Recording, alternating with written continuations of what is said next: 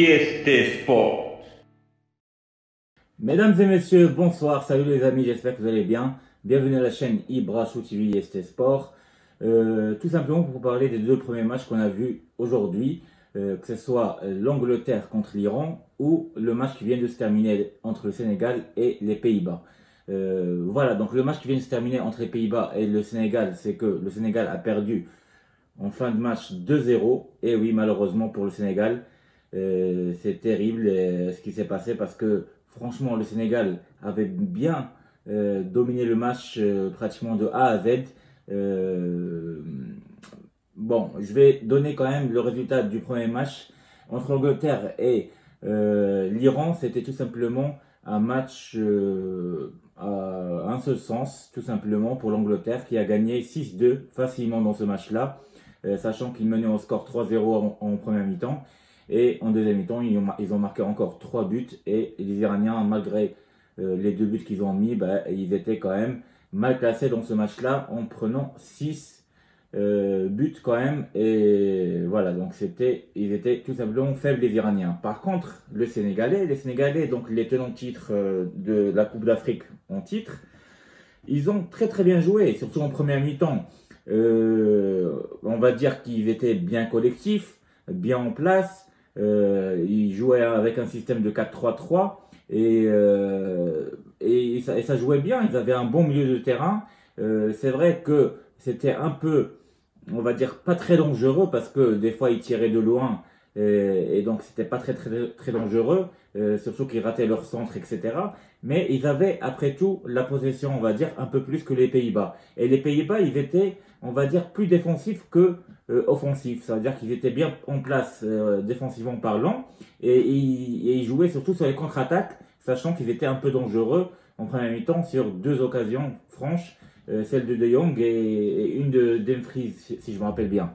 Mais c'était après tout les Sénégal qui jouaient mieux que les Pays-Bas et qui dominaient et qui avaient un peu plus de possession de jeu et qui ont essayé de frapper plus au but que les Néerlandais. En deuxième mi-temps, c'était un match peut-être haché, il n'y avait pas grand-chose à voir. Quelques occasions des Sénégalais et quelques jolis tirs de loin, par exemple Idrissa Gueye. Malheureusement, il y avait 2 blessures du côté sénégalais, celui de Cheikh Kouyaté et aussi de Diallo. Donc malheureusement, peut-être que c'est ça qui a fait que le match a mal tourné pour les Sénégalais. Franchement, c'est dommage. Franchement, c'est dommage. La première équipe africaine qui commence à jouer dans cette Coupe du Monde-là. On pensait que les Africains, que le Sénégal allait faire mieux que les Asiatiques, que ce soit le Qatar ou l'Iran. Je pensais au moins ils allaient sortir avec un match nul 0-0 ou essayer d'égaliser quand ils perdaient 1-0, un partout par exemple. Parce que moi, mon pronostic, c'était un partout.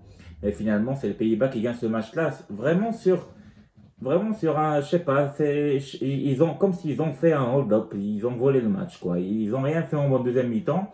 Et sur voilà, il y a un De Jong qui a bien joué. C'est vrai que De Jong, il a bien joué dans ce match-là, à part quelques déchets techniques, une ou deux balles qui a raté ou même plus.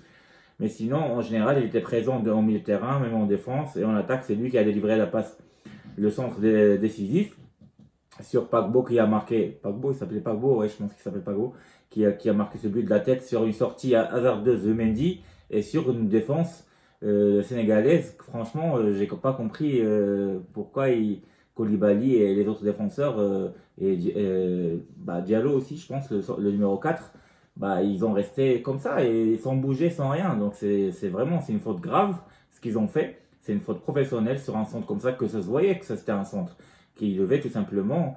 Non, mais c'est malheureux. Franchement, c'est malheureux. Dommage pour le Sénégal. Donc ça commence mal pour les équipes asiatiques et africaines, les équipes africaines aussi. Le Sénégal qui sont champions d'Afrique commence mal aussi. Je pensais vraiment qu'ils allaient gagner ce match-là quand j'ai vu la première mi-temps. Après, je me suis dit peut-être qu'ils vont finir match nul comme ce que j'avais pronostiqué. Mais perdre ce match-là, c'est un hold-up. Franchement, c'est un hold-up. Après tout, bon, bravo aux Néerlandais, malgré que j'ai vu qu'ils étaient franchement pas terribles. Je pense que même s'ils arrivent à se qualifier en huitième, il ils vont pas aller très loin dans cette Coupe du Monde-là. Ils vont pas dépasser l'écart, surtout s'ils rencontrent l'Argentine en quart demi-finale. Donc en tout cas, les Pays-Bas, ils étaient franchement nullissimes aujourd'hui. Ce soir-là, franchement, ils n'étaient pas terribles. Voilà, donc hard luck aux Sénégalais. J'espère qu'ils vont se rattraper lors des 2 prochains matchs parce qu'ils ont des matchs qui sont un peu moins forts que celui-là. Celui-là, il y avait beaucoup d'intensité dans le jeu quand même parce qu'en face, c'est les Pays-Bas. Après tout, il ne faut pas les négliger. Mais après, ils vont rencontrer le Qatar et l'Équateur. C'est vrai que l'Équateur, ils sont un peu plus forts quand même que le Qatar, mais je pense qu'ils sont moins forts que les Pays-Bas quand même. Donc j'imagine que les Sénégalais, ils peuvent arracher 2 victoires lors des prochains matchs. Voilà. Et on a vu tout simplement l'absence de Sadio Mané aujourd'hui. Franchement, il manquait quelque chose, une créativité devant les buts tout simplement. Et il n'y avait pas assez d'automatisme devant. Au milieu de terrain, il y avait pas mal d'automatisme et de collectif, pardon. Mais par contre, devant, et à chaque fois, il revenait en arrière pour tirer de loin. Donc c'est ça que j'ai pas trop aimé. Voilà, donc en tout cas, j'espère que vous avez bien aimé cette vidéo-là. Donc j'espère que on va se rencontrer demain, après le match de l'Argentine et celui de la Tunisie aussi. Demain, je vais faire 2 vidéos, une sur les 2 premiers matchs et après, je pense la soirée, je vais parler aussi de la France.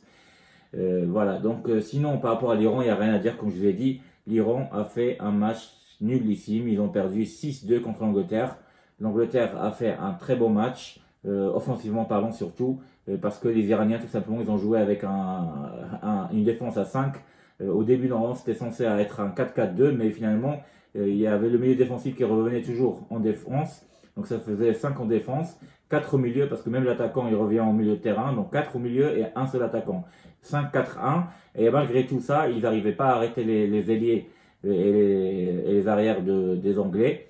Et les Anglais qui ont joué, pour moi, je les ai vus jouer à 3-4-3. Et j'ai pas compris pourquoi ils ont écrit sur les sites qu'ils avaient joué à 4-3-3.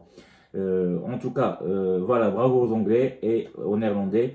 Et j'espère que les pays africains et asiatiques vont se réveiller lors du prochain tour. Merci à tous et au revoir, à bientôt.